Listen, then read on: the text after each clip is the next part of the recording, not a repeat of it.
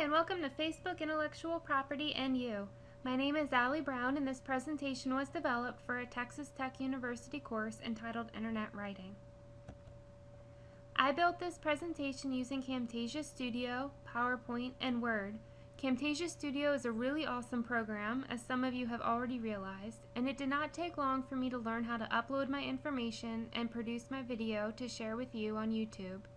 Throughout this presentation, you will see images that I have uploaded from my personal vacation photographs. I learned this semester how important visual design is to keep a user's attention, so I've tried to make the presentation visually interesting, yet still simple enough to not be distracting. I also thought it was appropriate to use my own intellectual property as examples in this presentation. I decided to focus on Facebook because Facebook has become such a big part of culture. I have had a Facebook account for a few years and posted information to it occasionally, but I really started to notice that my friends were on it 24/7 and I was not.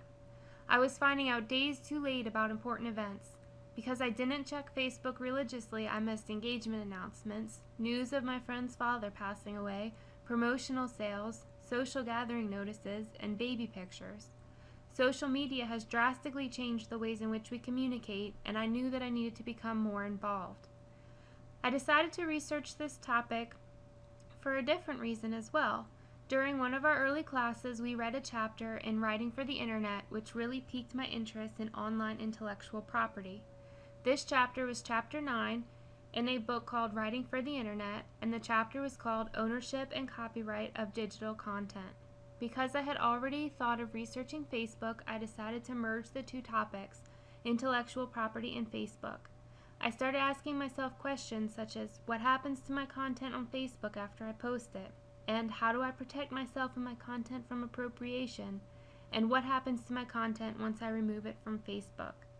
I decided to focus this paper on Facebook policies taken from their Statement of Rights and Responsibilities page and analyze Facebook use from a personal and cultural perspective. Facebook was started by Mark Zuckerberg with the help of some roommates. The purpose was to connect students on the Harvard campus, but it soon opened up to students at Columbia, Yale, and Stanford. Soon after, enrollment opened to all college students, and eventually anyone over the age of 13 could open an account.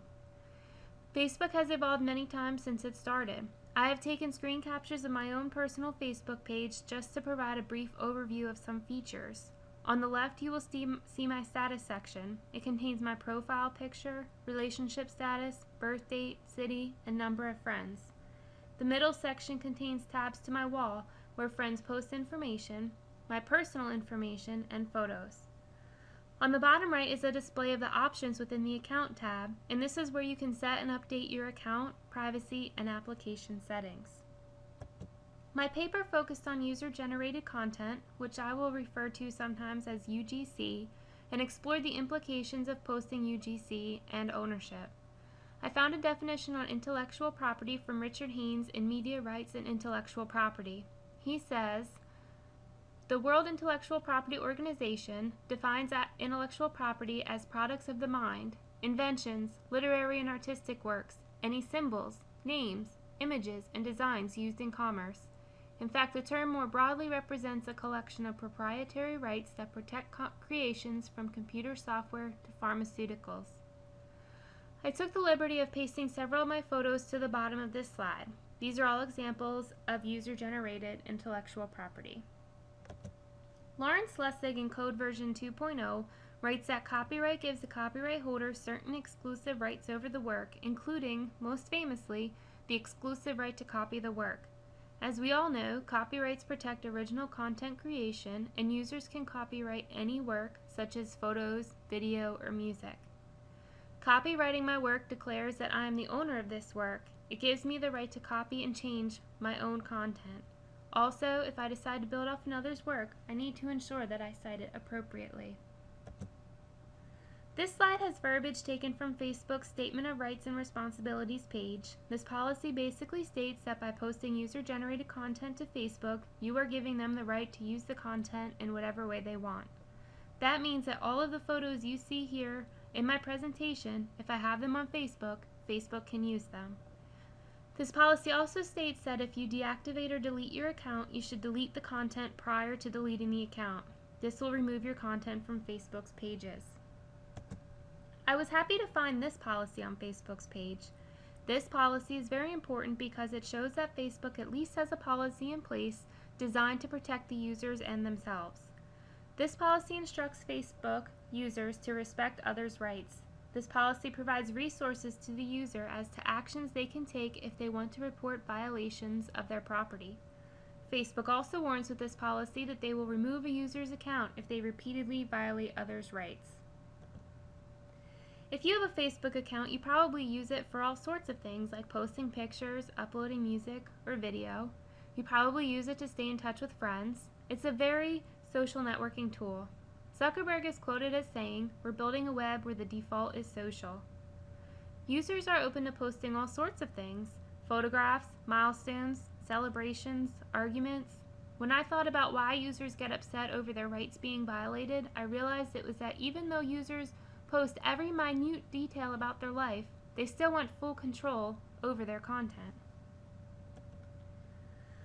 I really enjoyed reading Lawrence Lessig for this assignment because he talks about how the web can be viewed as a commons. There is so much information out there at our fingertips, he wants it to be easier to share and not harder. I found this quote from Brown where he says, "The web, often blamed for creating an intellectual property crisis, seems to instead be merely reminding us of the nature of all cultural products." Viewing the web as a commons or social playground and recognizing that content can easily be reused can potentially relax a user's view on property. We have to remember there's always the potential to violate another's rights, whether intentionally or unintentionally, but we need to take the steps to make sure we respect others' rights. So what did I learn? Well, I learned a ton about Facebook and a lot more about my friends. I was on Facebook a lot more to look at their policies and to review my privacy settings. I also learned about intellectual property and free culture, thanks to Lessig, and my other sources. I learned that online social media has a long way to go in order to benefit the users more fully. I utilized internet writing techniques to try to make this video interesting. We talked about visual design during this course, and so I decided to utilize colorful photographs to make my presentation more visually appealing. I also thought my use of photographs illustrated my point on intellectual property in an effective way. I paid close attention to background colors, photo spacing, and quality when I finally produced the video. As far as this presentation, I ran into a few issues. First, the initial productions of my video were a bit fuzzy. I published to a few different formats before I got it right. I played around with Camtasia Studio and learned that it has a ton of features. I decided that I will probably buy this once my 30-day trial runs out. I also learned not to be too worried about new technologies. They're being made every day, but they're also being made easier to use. Finally, if you're interested in reading my paper on this topic, please click the link found at the bottom of this page to download the Word document. So as we learned, Facebook does have policies in place to protect your intellectual property in UGC. Facebook needs to continually strive to maintain transparency and accountability in order to maintain the level of trust that the users have with them. Social networking policies are the responsibility of both the user and the company. Perform your due diligence by being an active member in policy formation. Contribute to shaping a tool that's such a huge part of your life. These last two slides list my works cited for my paper. Thank you all for taking the time to hear my presentation. If you have any questions, I'm in the MOO waiting.